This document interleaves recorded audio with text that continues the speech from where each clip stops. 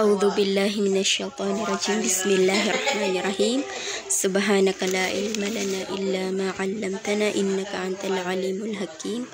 Amma ba'd. Assalamu alaikum warahmatullahi wabarakatuh. So now let us proceed to group 4. My name is Kasmer Yukamto. I am the first reporter in group 4. So my assigned topic that I will be discussed for today is about the customary law.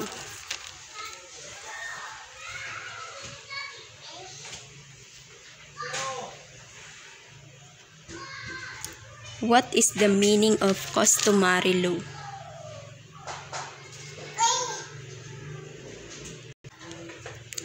The meaning of customary law is a body of unwritten norms called customs, rules of conduct that have arisen spontaneously and have been sanctioned by the state. A legal system incorporates only those customs that function as legal norms, that is, those that reflect the interests and will of the economically and politically dominant class, and that the state adapts to specific political and economic conditions. Among historical law codes in which customs occupied an important place were the Code of Hammurabi, the 12 Commandments, the Salic Law, and the Roskaya Pravda. In such Western European countries as France, customary law was important throughout the feudal period down to the formation of centralized absolute monarchies. So, it means ang kaugalian na batas ay isang pangkat ng mga hindi nakasulat na pamantayan.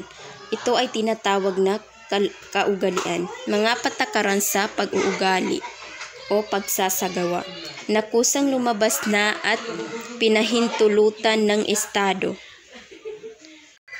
Ang isang legal na sistema ay isinasama lamang sa mga kaugalian na gumaganap bilang legal na pamantayan. Iyon ay ang mga sumasalamin sa mga interes at kalooban ng nangingibabaw sa ekonomiya at pampolitika na uri, at ang Estado ay umaangkop sa mga tiyak na kondisyong pampolitika at pang-ekonomiya. Kabilang sa mga makasaysayang code ng batas kung saan nasakop ng kaugalian ang isang mahalagang lugar ay ang Code of Hammurabi, ang 12 utos, ang Salic Law at ang Roskaya Pravda. Sa mga nabanggit na bansa sa kanlurang Europa tulad ng France, ang kaugalian na batas ay mahalaga sa buong feudal hanggang sa pagbuo ng sentralisadong ganap na mga monarkiya. Generally, customary laws are not written but are transmitted through oral tradition and practice. Since time immemorial, indigenous peoples have regulated their societies by internal social, political, and cultural religious structures and processes. These informal and flexible rules and functions of customs and traditions were passed on from one generation to the next, eventually evolving into customary laws that are enforced by the community. Ibig sabihin, sa pangkalahatan, ang mga kaugalian na batas ay hindi nakasulat, ngunit ipinapasa sa pamamagitan ng pasalita, which is oral na tradisyon at kasanayan. Mula pa noong unang panahon, ang mga katutubong tao ay kumukontrol sa kanilang mga lipunan sa pamamagitan ng panloob na panlipunang pampolitika at pangkulturang relihiyosong mga istruktura at proseso. Ang informal at nababaluktot na mga patakaran at pag-andar o kaugalian at tradisyon ay naipapasa mula sa isang henerasyon hanggang sa susunod, na sa kalaunan ay umuusbong sa mga kaugalian na batas na ipinatutupad ng pamayanan.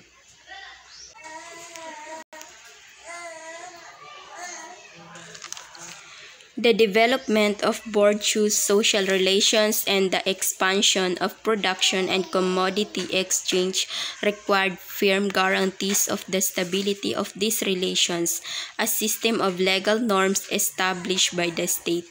In contemporary capitalist countries, customary law is not of great importance, with the exception of court practice, where the norms of customary law are used to decide cases in accordance with established customs.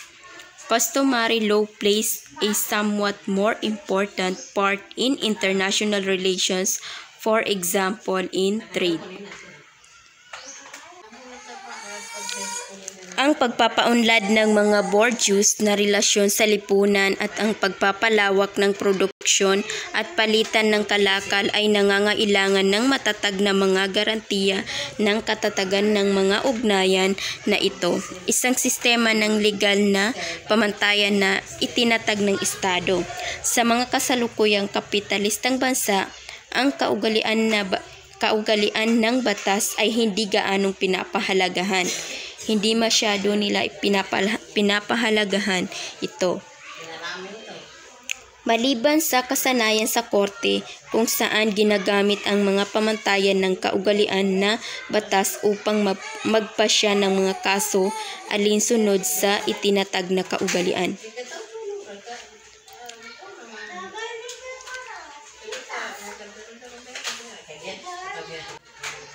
Ang kaugalian ng batas ay gumaganap ng medyo may or maaring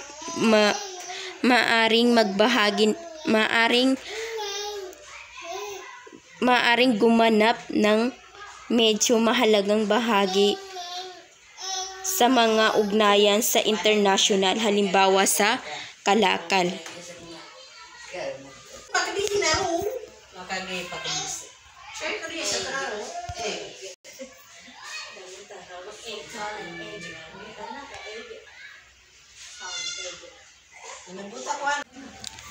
So next, Soviet law recognizes customary law in instances where legal codes do not cover a particular social relationship. For example, custom may supplement the basic conditions of a contract, and it is used in resolving disputes over the division of property in a kolkhoz household.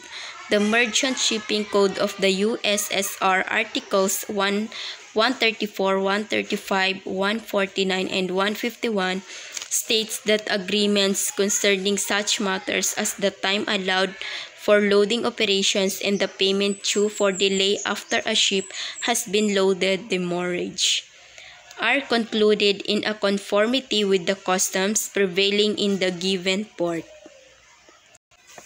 And additional from this, USSR, also known as the Soviet Union.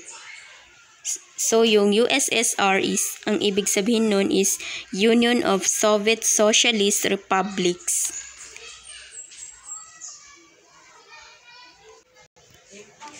Kinikilala ng batas ng Soviet law. Sa batas ng Soviet law, kinikilala ang kaugalian na batas sa mga pagkakataon na kung saan ang mga legal na code ay hindi sumasaklaw sa isang partikular na ugnayan sa lipunan.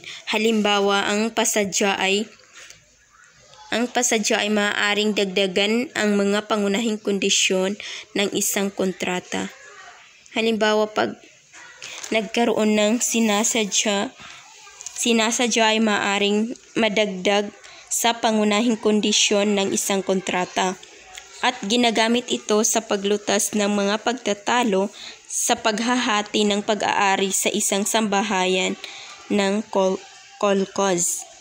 Ang Merchant Shipping Code ng USSR, Articles 134, 135, 149, at 151 ay nagsasaad na ang mga kasunduan hinggil sa mga bagay tulad ng oras na pinapayagan para sa pagpapatakbo ng pagload at ang pagbabayad dahil sa pagkaantala matapos maload ang isang barko, demurrage, ay natapos ay natapos sa pagsunod sa kaugalian na nananaig sa ibinigay na daungan.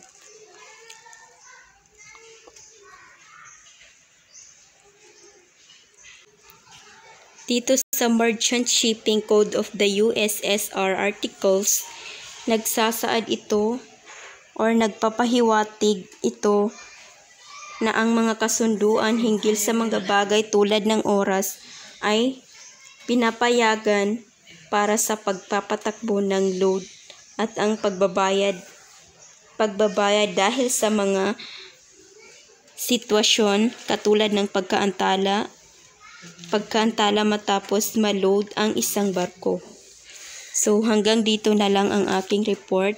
That's all. Shukran and wassalam.